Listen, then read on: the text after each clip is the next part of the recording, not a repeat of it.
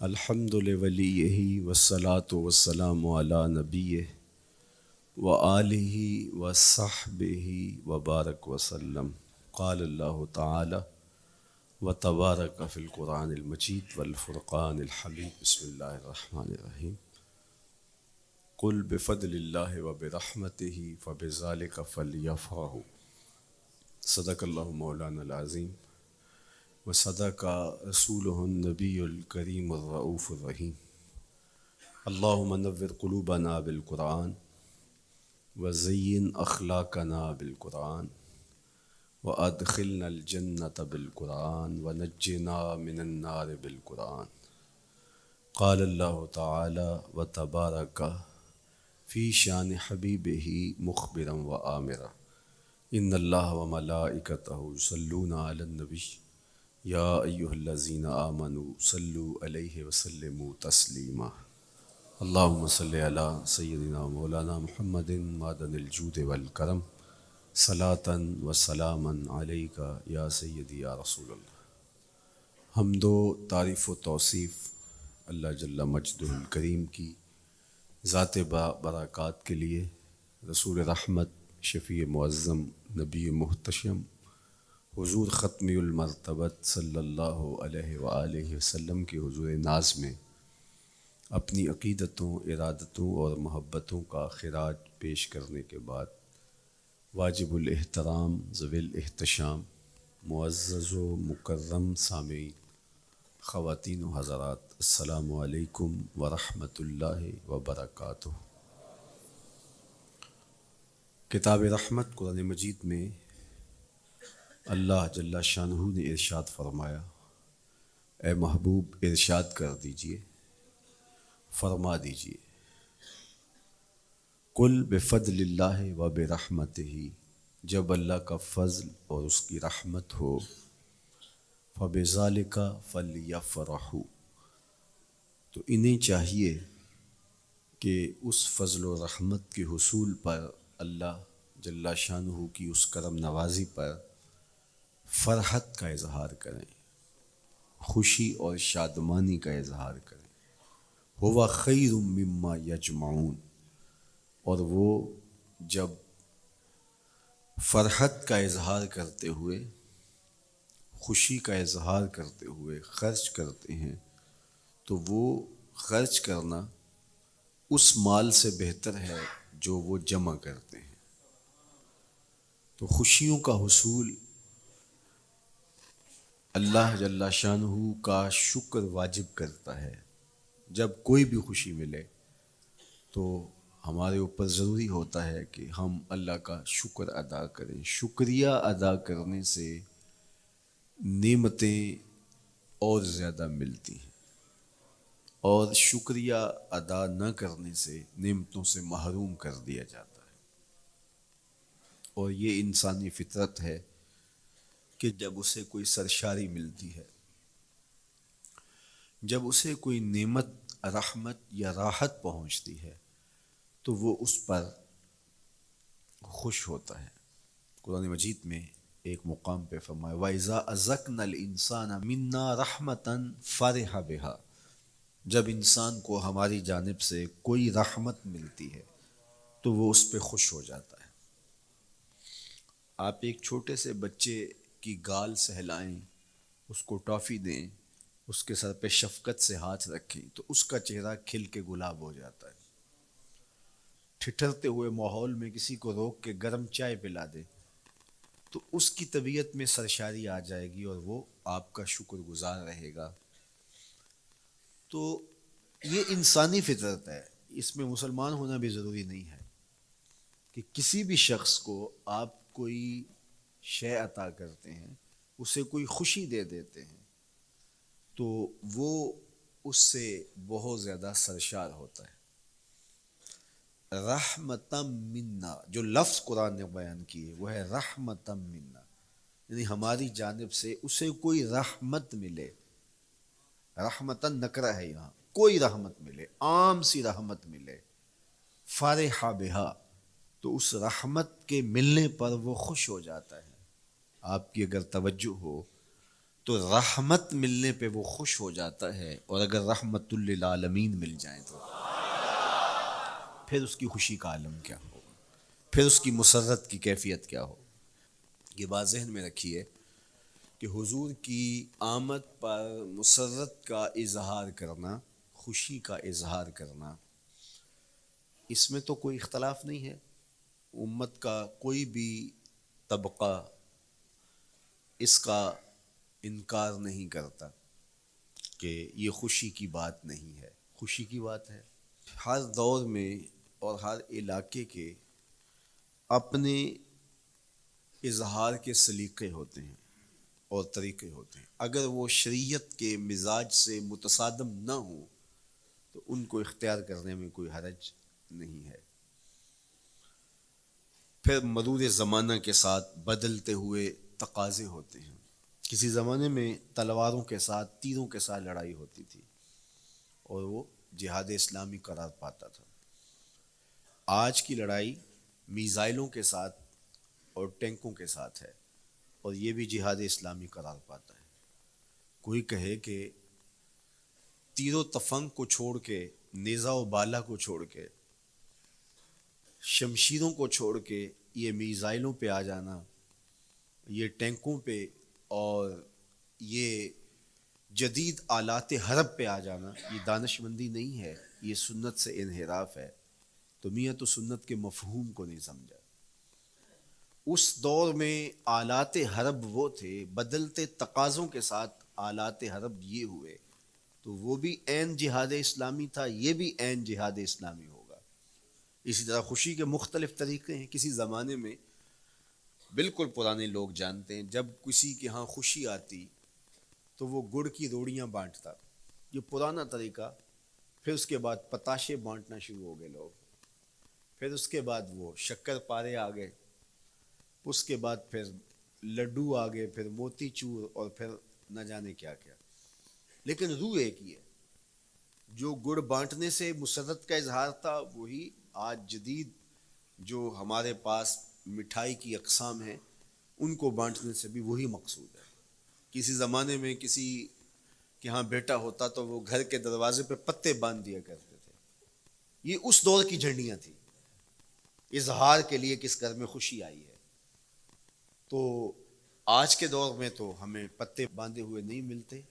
آج گھروں کے اندر ولادت مبارک کے یا مختلف طرح کے غبارے لگا دیے جاتے ہیں یا جھنڈیاں لگا دی جاتی ہیں۔ تو مختلف بدلتے ہوئے ادوار میں وہ طریقے ضرور بدلے، لیکن جہاں تک مسرت کا اظہار ہے، وہ روح بعین ہی ہر دور میں، ہر علاقے میں، ہر جو ہے وہ کلچر میں موجود ہے۔ کسی بھی خوشی پہ مسرت کا اظہار، مسرت اور سرور اور کیفیت کا اظہار، یہ انسانی زندگی ہے۔ اسلام ہمیں مسرتوں کے اظہار اور شکرانے کی صورت کے بہت سارے طریقے دیے ہیں، اس میں سے روزہ رکھنا بھی ہے۔ ان طریقوں میں سے ایک طریقہ نوافل ادا کر کے شکر کا اظہار کرنا بھی ہے۔ خیرات بانٹ کے، لوگوں کو کھانا کھلا کے مسرت کا اظہار کرنا ہے، لوگوں کو لباس پہنا کے مسرت کا اظہار کرنا ہے۔ اور اسی طرح دعوت ہے، مختلف مواقع پہ مختلف چیزیں ہیں۔ پیر کے دن حضور علیہ السلام روزہ رکھتے تھے۔ پوچھا حضور آپ پیر کے دن روزہ کیوں رکھتے ہیں؟ قال فیہ ولدت، کہا اس دن میں پیدا ہوا تھا۔ تو اپنی ولادت کا حضور دن پیر روزہ رکھ کے اللہ کے شکرانے میں دن گزارتے تھے۔ گو حضور علیہ السلام کی زندگی کا ایک ایک لمحہ رب کے تشکر میں بسر ہوتا ہے، لیکن حضور نے اس کی وجہ بیان کر دی کہ میں اس دن کا روزہ خاص طور پہ اس لیے رکھتا ہوں، فیہ ولدت، اس دن میری ولادت ہوئی تھی۔ اللہ اکبر۔ تو حضور کی ولادت اللہ کی بہت بڑی نعمت، اور اس پر شکرانہ خود میرے حضور نے ادا کیا ہے۔ علماء نے لکھا ہے کہ حضور کی ولادت کی خوشی یہ اللہ کی رضا کا سبب اور ذریعہ ہے۔ آپ نے سنا علماء سے کہ دین کا سب سے بڑا دشمن جس کا نام لے کے مذمت کی گئی وہ ابو لہب ہے۔ پورے قرآن میں کسی اور کافر کا ابو جہل کا نام بھی نہیں، عتبہ عتیبہ اور امیہ کا نام بھی نہیں ہے، لیکن نام لے کر کے مذمت اگر کسی شخص کی گئی وہ تو ابو لہب کی گئی۔ حضور علیہ الصلوۃ والسلام جب کوہ صفا پہ جلوہ فراز ہوئے، وَأَنذِرْ عَشِيرَتَكَ الْأَقْرَبِينَ، حکم ہوا پہلے قریبی لوگوں کو آپ اللہ کا ڈر سنائیں، تو حضور علیہ السلام نے قریبی لوگوں میں محنت کی، تو قریش کو، صنادید قریش کو، بنو ہاشم کو بلایا اور بلا کہ حضور نے ایک بات کہی کوہ صفا پہ کہ اگر میں تمہیں کہوں اس پہاڑ کی دوسری جانب سے ایک لشکر آ رہا ہے جو تمہیں کچل دے گا تو کیا میری بات مان لو گے؟ تو انہوں نے کہا اگر نظر نہ بھی آیا تو ہم کہیں گے ہم اندھے ہیں، آپ سچے ہو، ہماری نظروں کو پھیر لگ رہا ہے، آپ جھوٹ نہیں بول سکتے، ہم نے 40 سال آپ کے شب و روز دیکھے ہیں، تو کیسے ہم یہ گمان کر لیں؟ تو حضور نے فرمایا اگر میری ذات پہ اتنا یقین ہے تو مان لو اللہ ایک ہے۔ تو ابو لہب سب سے پہلے بولا تبا لک ھنالک سائر الیوم الہذا جمعتنا، معاذ اللہ، کہ آپ کا معاذ اللہ ہاتھ ٹوٹ جائے، آپ نے اس لیے ہمیں جمع کیا تھا؟ تو اللہ تعالیٰ جل شانہ نے اس کا جواب دیتے ہوئے ارشاد فرمایا تبت یدا ابی لہب وتب، ظالم تیرے دونوں ٹوٹ جائیں، ظالم تیرے دونوں ٹوٹ جائیں۔ تو ابو لہب کا نام لے کے مذمت کی گئی، لیکن یہ بدترین کافر جب حضور کی ولادت ہوتی ہے تو اس کی لونڈی سویبہ اس کو جا کے خبر دیتی ہے کہ تیرے مرحوم بھائی کے گھر بیٹا پیدا ہوا ہے، تو یہ بہت خوش ہو گیا، اس لیے نہیں کہ نبی تشریف لائے ہیں، اس لیے کہ میرے مرحوم بھائی کے گھر میں چراغاں ہوا، تو بھتیجا ہونے کے ناطے اس کو ایک سرشاری اور خوشی ہوئی، اور لونڈی کے خبر دینے پر اس نے اشارے سے اس کو کہا جا تو آزاد ہے۔ اللہ اکبر! یہاں سے یہ بھی سمجھیں کہ حضور نے صحن کائنات میں قدم رکھا، غلاموں کو آزادی ملنے لگی، غلامی کی زنجیریں ٹوٹنے لگی، تو صحابہ کو کہا جا تو آزاد ہے۔ خیر ابو لہب کی ساری زندگی آپ کو پتہ ہے، لیکن جب مر گیا تو حضرت عباس رضی اللہ تعالیٰ عنہ کو خواب میں ملا، انہوں نے کہا سنا کیسی بیت رہی ہے؟ اس نے کہا سخت مشکل میں ہوں، ڈاڑھی تکلیف ہے، حضور کی مخالفت بڑی مہنگی پڑی، لیکن اتنا ہے کہ جب پیر کا دن آتا ہے جس انگلی سے اشارہ کر کے لونڈی کو آزاد کیا تھا اس سے ٹھنڈا اور میٹھا مشروب بھی ملتا ہے اور عذاب میں بھی کچھ کمی ہوتی ہے۔ شارع مسلم امام نووی کے استاد امام ابو شامہ جو بہت بڑا نام ہے حدیث میں، وہ فرماتے ہیں جب ایک کافر کو حضور کو نبی سمجھ کے نہیں بھتیجا سمجھ کے خوشی کرنے کا بھی صلہ ملتا ہے، تو ایک مومن جو حضور کا غلام ہے اور حضور کو امام اور مقتدا اور نبی رسول اور محبوب سمجھ کے خوشیاں کرتا ہے، اس کو اللہ کتنا کچھ عطا کرے گا۔ دوستاں را کجا کنی محروم، تو کے بعد دشمنا نظر داری، جب تو دشمنوں کو اتنا دیتا ہے تو دوستوں کو کتنا عطا کرے گا۔ تو حضور کی آمد پر مسرت کا اظہار، بشاشت کا اظہار، یہ اہل ایمان کا طریقہ رہا ہے۔ ہاں جو اس کا انداز ہے، کسی کو نوافل میں زیادہ سرور ملتا ہے وہ نوافل کثرت سے پڑھ لے، کسی کو زیادہ سرور روزے میں آتا ہے تو وہ روزے رکھ کر کے اس شکرانے کو ادا کرے، کوئی ذکر کی مجلس سجا لے، مختلف طریقے موجود ہیں۔ حضور علیہ السلام تشریف لائے، صحابہ بیٹھے ہوئے تھے، صحیح مسلم میں روایت ہے، سنن نسائی میں ہے اور بھی کتب حدیث میں، محفل بپا تھی، تو حضور نے آ کہا ما اجلسکم، کیوں بیٹھے ہوئے ہو؟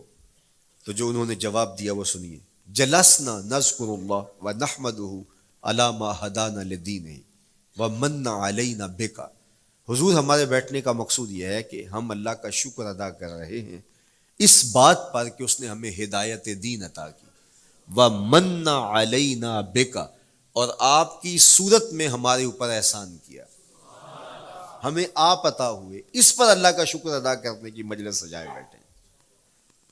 اب بات تو سادہ سی تھی، لیکن میرے حضور نے ان سے کہا کیا تم اس بات پہ قسم دے سکتے ہو کہ اسی لیے بیٹھے ہو؟ تو انہوں نے کہا جی ہم قسم دیتے ہیں ہم اسی لیے بیٹھے. فرمایا اٹھاؤ قسم.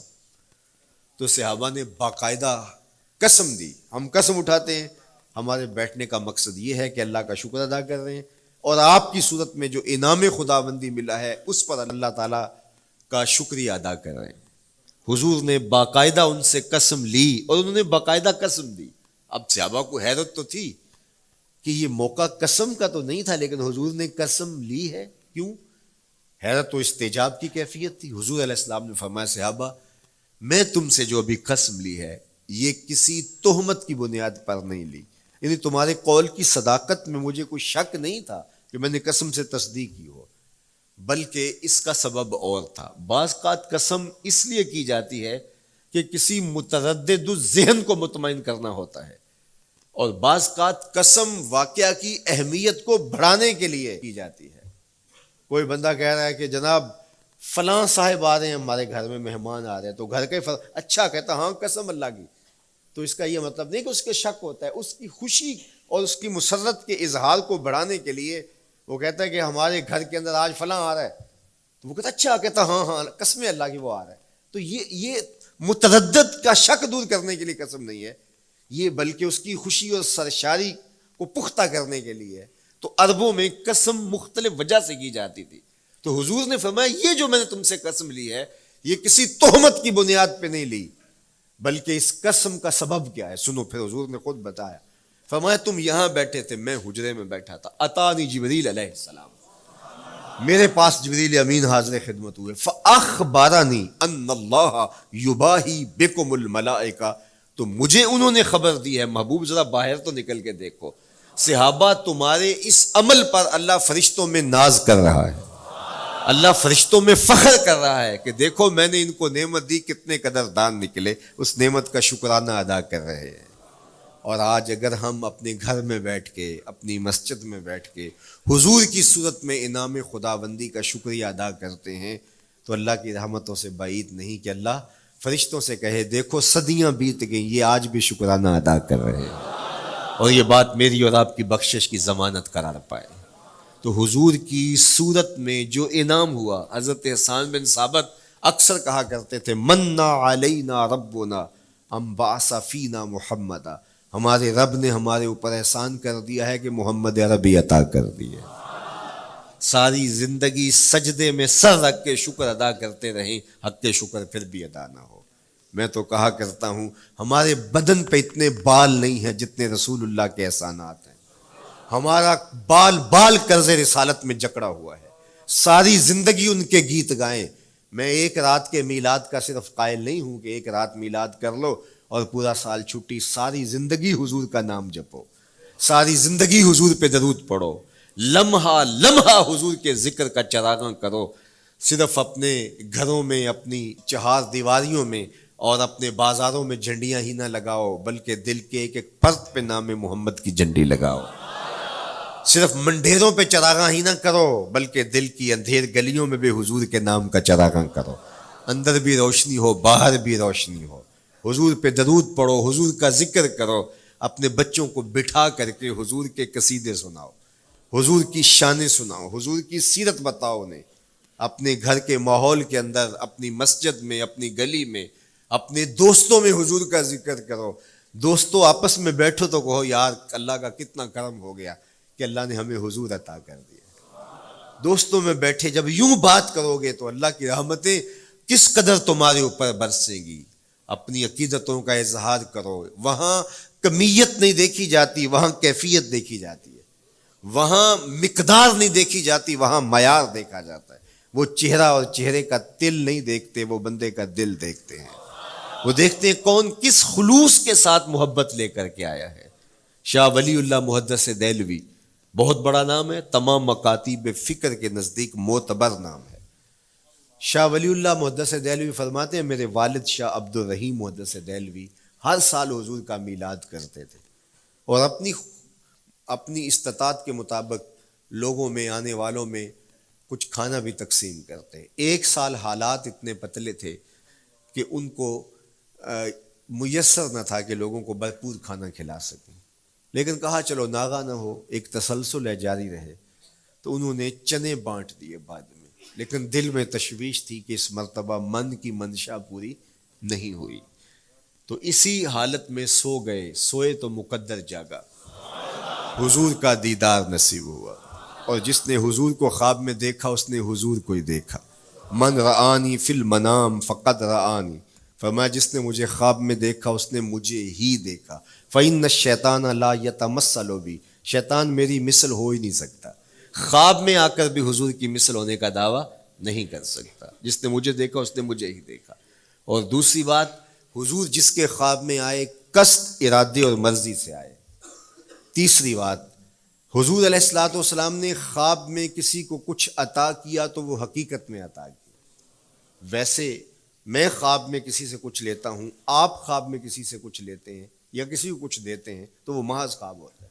آپ نے کسی سے قرض لینا ہو تو وہ خواب میں آ کے ادا کر دے تو صبح اٹھ کے کھاتے سے نام کاٹ دیں گے؟ آپ کہیں گے خواب میں ادا کیا، بھوک میں تڑپتے سو گئے، رات عالی نسب ہوٹل سے کھانا کھاتے رہے، صبح بھوک محسوس کریں گے یا نہیں؟ خواب میں کھایا ہے نا۔ وہ کیا کسی نے کہا 100 بار میرے ہاتھوں میں تیرا دامن آیا، جب آنکھ کھلی تو اپنا ہی گرے باں تھا۔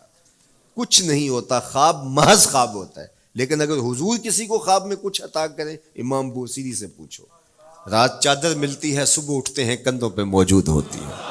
حضور عطا کرتے ہیں تو حقیقت میں عطا کرتے ہیں۔ امام سخاوی نے القول البدیع میں لکھا ہے، ایک شخص حضور کے روضے پہ کھڑا ہے اور کیا کہتا ہے؟ آنا ضیفوں کا، میں آپ کا مہمان ہوں اور آپ کے ہوتے ہوئے کسی اور در پہ تو نہیں جانا۔ آقا جی میں تیرا ہو کے خیر منگاں در در دا، مریل کتا کیوں اخواواں ایڈے بختاں وردا، جب میں تیری چوکھٹ پہ ہوں تو کسی اور سے کیوں مانگوں؟ اور میرے امام بولے کون دیتا ہے دینے کو منہ چاہیے، دینے والا ہے سچا ہمارا۔ کوئی جھولی میں چند ٹکڑے ڈال بھی دے تو ساری زندگی جتلائے گا۔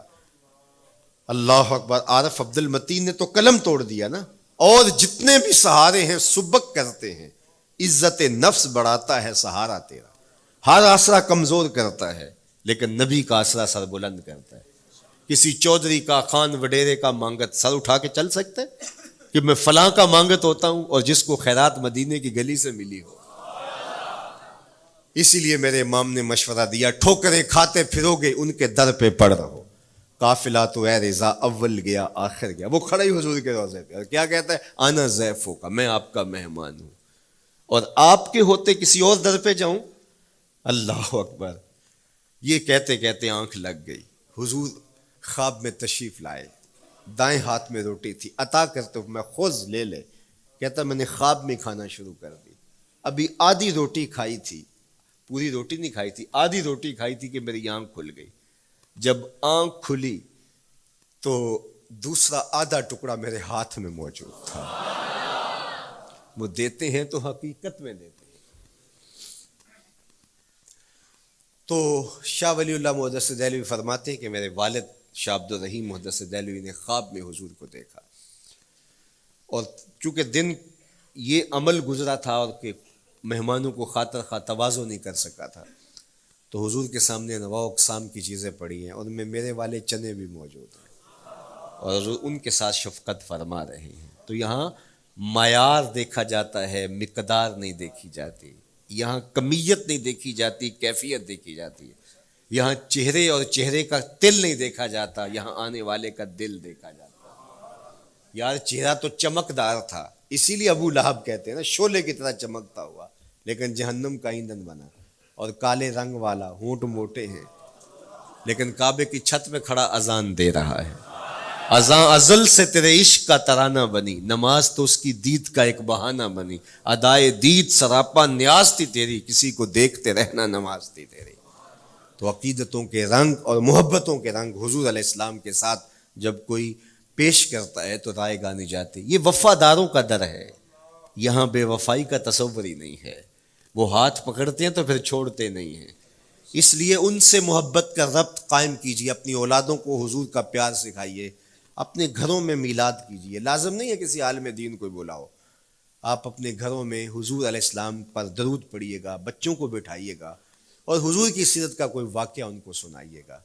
صحابہ اپنے بچوں کو بٹھا کر کے حضور کی سیرت بتایا کرتے تھے، حضور کا نقشہ بتایا کرتے تھے، حضور کے شمائل ذکر کیا کرتے تھے، اور کوئی صحابی ملتا تو تابعین جمع ہو جایا کرتے تھے اور اسے پوچھتے تھے اچھا بتاؤ حضور کی صورت کیسی تھی، زلفیں کیسی تھی. یہی میلاد ہے نا. میلاد میں حضور کے فضائل کا ذکر ہوتا ہے، شمائل کا ذکر ہوتا ہے، خصائل کا ذکر ہوتا ہے. اور موسم حج کا ہے. ایک اونچے ٹیلے پہ حضرت سیدنا ابو طفیل چڑھ گئے. یہ آخری صحابی ہیں، اس کے بعد کوئی صحابی نہیں. آخر میں سب سے آخر میں فوت ہوئے 110 ہجری میں. حضور کے وصال کے 100 سال بعد تک زندہ رہے. اونچے ٹیلے پہ چڑھ گئے اور لوگوں کو کہا لوگوں آؤ، اس وقت روئے زمین پہ میرے علاوہ کوئی نہیں جس نے حضور کو دیکھا ہے. بس انہی آنکھوں نے حضور کو دیکھا ہے. کیا ناز ہے. میرے ایک استاد ہوتے تھے سر محمد علی حاشر، اللہ ان کی قبر پہ رحمت نازل کرے. تو وہ بڑے بڑے مشاہیر اہل سخن سے ملے تھے تو وہ بات کرتے تھے. میں مولانا ظفر علی خان کا مصاحب رہا ہوں، میں نے اقبال کو دیکھا ہے. داغ دہلوی نے اپنے شاگردوں سے کہا تھا آنے والی صدیاں تم پہ ناز کریں گی اے لوگو، تم نے داغ کو دیکھا، تم نے داغ سے باتیں کی ہیں. یار جس نے داغ دہلوی کو دیکھا ہے وہ تو ناز کریں، جس نے اقبال کو دیکھا ہے وہ تو فخر کریں، جو مشاہیر اہل سخن کے پاس بیٹھتا رہا ہے وہ تو فخر کریں، اور جس کی آنکھوں نے جمال محمد عربی دیکھا ہے وہ اپنے مقدر پہ ناز کیوں نہ کریں. تو کہا لوگوں آؤ، اس وقت روئے زمین پہ میرے علاوہ کوئی نہیں جس نے حضور کو دیکھا ہو، آؤ مجھ سے حضور کی باتیں سنو. لوگ جمع ہو گئے اور کہا صف لنا رسول اللہ، تم نے حضور کو دیکھا ہے تو بتاؤ حضور کیسے تھے. تو حضرت ابو طفیل نے 3 لفظوں میں میرے حضور کا حلیہ بیان کیا، یاد کر لو.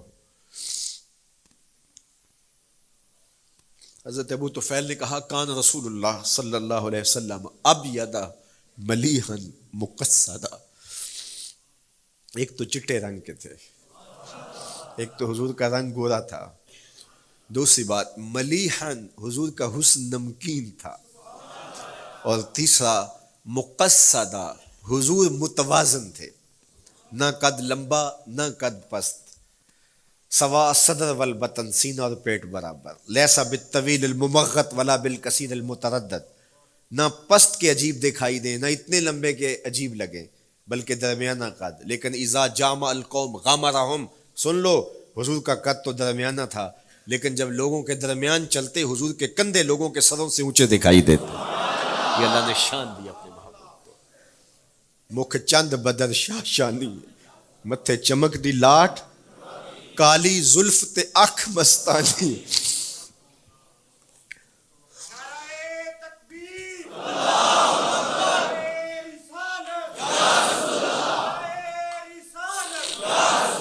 کالی زلف تے اکھ مستانی ہیں، مخمور رکھی ہیں مد بھریاں. میں آپ کو مدینے کی گلی میں لے جانا چاہتا تھا کہ حضور علیہ السلام کی جب آمد ہوئی تو اہل مدینہ نے کس طرح جلوس نکالا، وہ عقیدتوں کے کیا رنگ تھے. لیکن وقت سمٹ گیا. لیکن اتنا سن لو کہ جب حضور تشریف لائے تو جنوبی سمت سے حضور آئے تھے. جب انہوں نے دیکھا نا تو اچانک ودا کے پہاڑوں کی اوٹ سے حضور دکھائی دیے. تو سیاہ پہاڑ ہیں تو ان سے جب حضور کا چمکتا ہوا چہرہ دکھا نا تو بے ساختہ انہوں نے کہا طلع البدر علینا، وہ دیکھو چاند چڑھ گیا ہے. طلع البدر علینا، وہ دیکھو چاند چڑھ گیا. یہ شاعری خود بخود ہوتی ہے، خود بخود ترتیب. ایک ہوتی ہے آورد، ایک ہوتی ہے آمد. یہ آمد ہے. طلع البدر، وہ دیکھو چاند چڑھ گیا. من ثنیات الوداع وجب الشکر علینا. مورخ اسلام حفیظ جالندری نقشہ کھینچتے ہیں جنوبی سمت سے اٹھا ایک نوری غبار آخر. جنوبی سمت سے اٹھا ایک نوری غبار آخر، سواد شہر میں داخل ہوا ناکا سوار آخر. زباں پر اشرق البدر علینا کی صدائیں تھیں، دلوں میں ما دعا للہ دائی کی دعائیں تھیں. نبوت کی سواری جس طرف سے ہو کے جاتی تھی، درود و نعت کے نغمات کی آواز آتی تھی. کہیں معصوم ننھی بچیاں تھیں دف بجاتی تھی، رسول پاک کی جانب اشارے کر کے گاتی تھی اور کہتی کیا تھی، ہم ہیں بچیاں نجار کے عالی گھرانے کی، خوشی ہے آمنہ کے لال کے تشریف لانے. خوشی ہے آمنہ کے لال کے. عجیب رنگ بکھرے ہوئے تھے. حضور نے جب بچیوں کو دیکھا تو فرمایا تم مجھ سے محبت کرتی ہو؟ انہوں نے کہا ہم دل و جان سے آپ سے پیار کرتی ہیں. تو حضور نے فرمایا واللہ انا احبکن، اللہ کی قسم میں بھی تم سے پیار کرتا ہوں، میں بھی تم سے پیار کرتا ہوں. لوگ گھروں کو سجائے بیٹھے، ہلم الینا یا رسول اللہ الی العدد والعدۃ والمنع، حضور آ جاؤ نا، آ جاؤ، ہمارے پاس اسلحے بھی ہیں، کسی نے حملہ کیا توڑ کے رکھ دیں گے، ہمارے بڑے بڑے گھر ہیں، مہمان آئے سنبھال لیں گے، رک جاؤ نا ہمارے گھر. اب اتنے چاہنے والے ہوں تو کس کو پذیرائی دیں؟ حضور اونٹنی کی مہار گردن پہ ڈالتے، فرماتے خلو سبیلہا ناقتی مامورۃ من اللہ، اس کی راہیں چھوڑ دو، یہ اللہ کے حکم کی پابند ہے. کہتے ہیں لوگوں نے اونٹنی کو چارہ دکھانا شروع کر دیا کہ چلو اونٹنی بیٹھ جائے. اللہ اکبر، پانی ہڑا نو لوڑ کی راہ براندی، پہنچے آپ دریار سرکار یارا. یار جب محبت پیدا ہوتی ہے یار منانے کے ڈھنگ بھی سیکھ لیے جاتے ہیں، محبت بتا دیتی ہے محبوب کو کیسے منانا ہے. لیکن حضور فرماتے خلو سبیلہا ناقتی مامورہ، راہیں چھوڑ دو، میری اونٹنی اللہ کے حکم کی پابند ہے، یہ سبز چاروں کے لالچ میں آنے والی نہیں ہے، چھوڑو چھوڑو اس کا راستہ.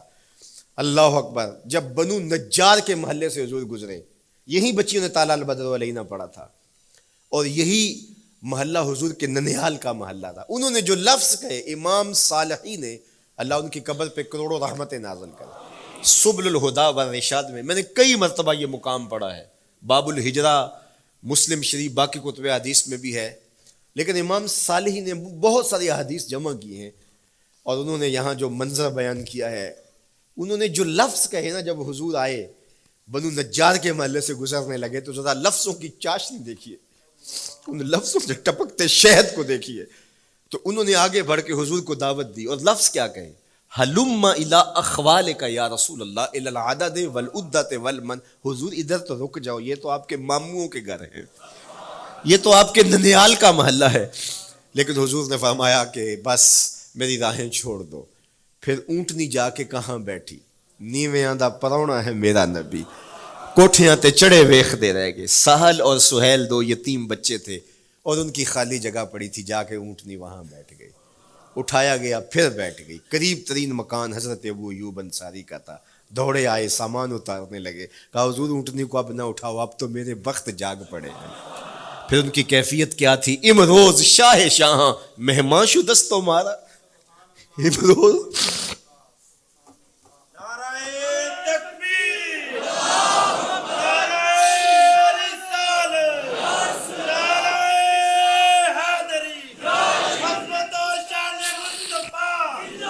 امروز شاہ شاہاں مہمان شدست مارا، جبریل با ملائک درباں شدست مارا.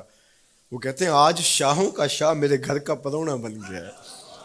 یہ ابو ایوب انصاری کے جذبات ہیں. آج شاہوں کا شاہ، آج خسرو حسینہ ماہ نازنینہ، آج امام الانبیاء میرے گھر کا پرونا بنا ہے. کہاں میں کہاں نکہتے گل، باد صبا تیری مہربانی.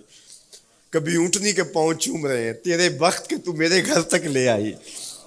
تو کہا امروز شاہ شاہاں مہمان شدست مارا، آج شاہوں کا شاہ میرے گھر کا مہمان ہے.